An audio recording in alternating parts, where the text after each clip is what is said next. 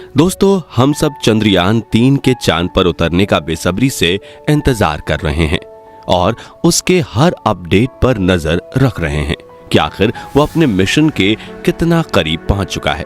लेकिन इसी दौरान ऑस्ट्रेलियन स्पेस एजेंसी ने अपने ट्विटर पेज पर एक ऐसी तस्वीर शेयर की है जिसके चलते पूरे देश में टेंशन का माहौल बन गया है। जी हां, ऑस्ट्रेलिया के समुद्री तट पर गुंबद के आकार की एक विशाल रहस्यमय चीज समुद्र में बहकर आई है।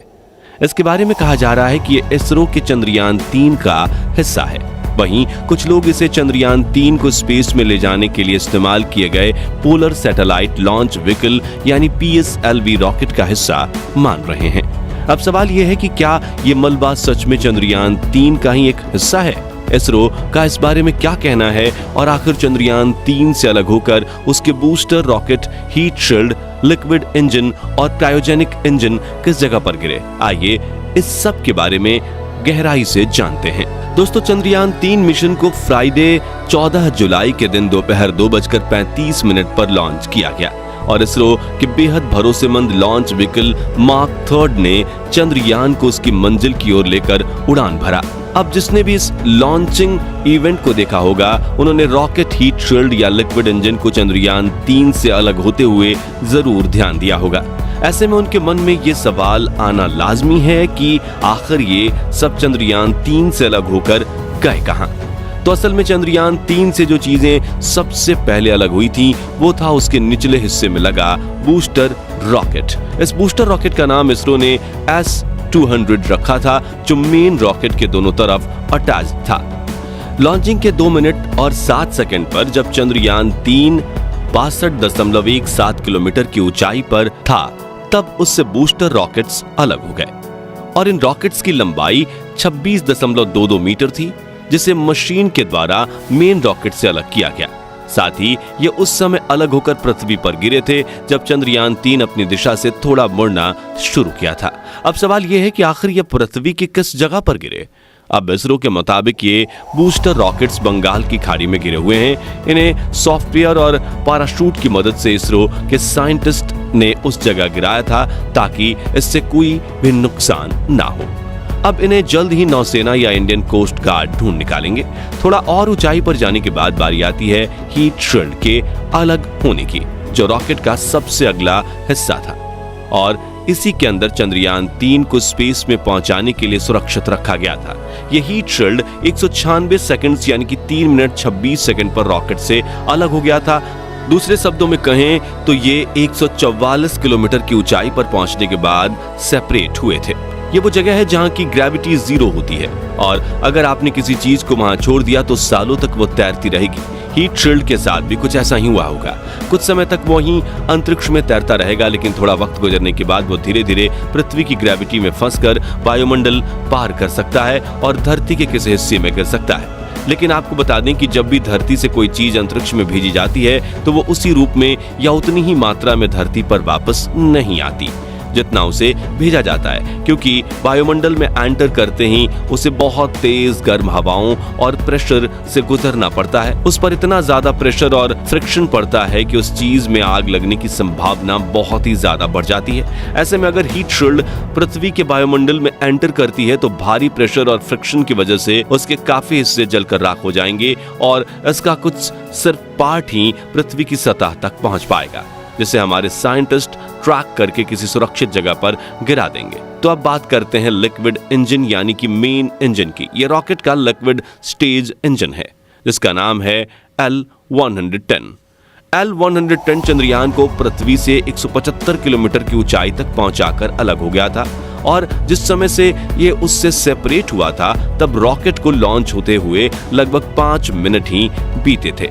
और मेन सवाल पर आते हैं कि ये पावरफुल इंजन आखिर इस समय कहां है? असल में ये हीट शील्ड की तरह अंतरिक्ष में तैर रहा होगा और कुछ समय बाद ये भी पृथ्वी की ग्रेविटी के संपर्क में आकर हमारे वायुमंडल में एंटर कर सकता है, जिसे इसरो के वैज्ञानिक सॉफ्टवेयर और पैराशूट की मदद से समुद्र में गिरा देंगे। अब बात करते हैं चंद्रयान-3 से सेपरेट हुए आखिरी चीज की, जो था क्रायोजेनिक इंजन। इसका नाम था C-25, जो चंद्रयान-3 के 176.57 किलोमीटर की ऊंचाई पर ले जाकर बंद हो गया। इसके बाद क्रायोजेनिक इंजन चंद्रयान 3 से अलग हो गया और चंद्रयान 3 आगे की यात्रा के लिए निकल पड़ा।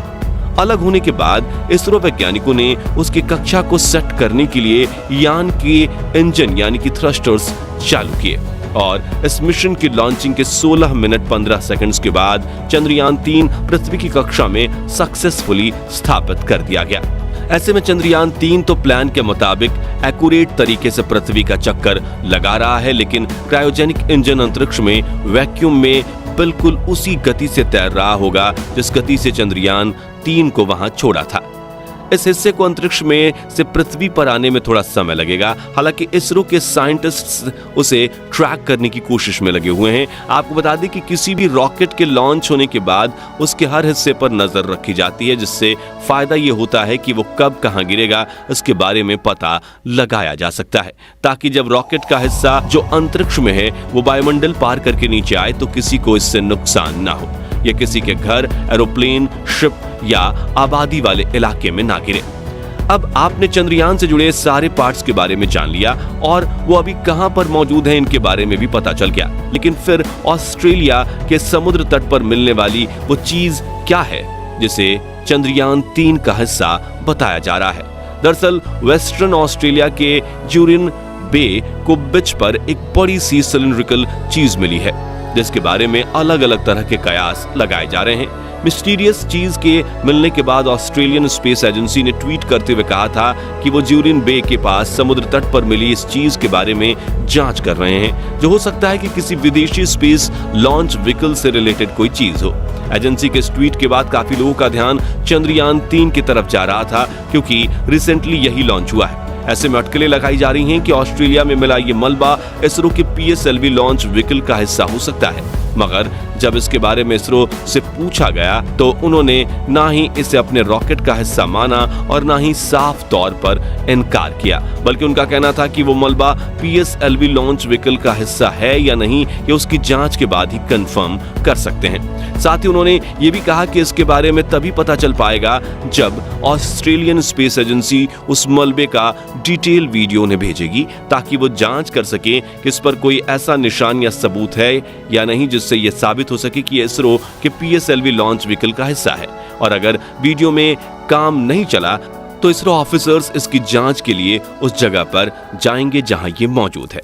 ऐसे में अभी ये क्लियरली कहना मुश्किल है कि ये चंद्रयान 3 का हिस्सा है या नहीं। हालांकि कुछ एक्सपर्ट्स का मानना है कि ये किसी रॉकेट का हिस्सा हो सकता है, पर PSLV लॉन्च व्हीकल का ही है, इसके बारे में कुछ भी क्लियर नहीं कहा जा सकता, क्योंकि उनका मानना है कि ये मलबा कई दिनों तक समुद्र के अंदर ही रहा है। वहीं चंद्रयान 3 को लॉन्च हुए अभी एक हफ्ता ही गुजरा है। ऐसे में PSLV लॉन्च व्हीकल का हिस्सा है या नहीं ये हमारे साइंटिस्ट जांच के बाद ही क्लियर कर सकते हैं। वैसे साथियों, आपको क्या लगता है ये मलबा किस चीज का होगा? हमें कमेंट करके जरूर बताएं। बाकी आज के लिए बस इतना ही। वीडियो अच्छी लगी हो तो इसे लाइक और शेयर जरूर करना है, और अगर आप चैनल पर नए हैं तो चैनल को सब्सक्राइब भी जरूर करें। मिलते हैं जल्दी ही ऐसी एक और इंटरेस्टिंग वीडियो के साथ, तब तक के लिए गुड बाय।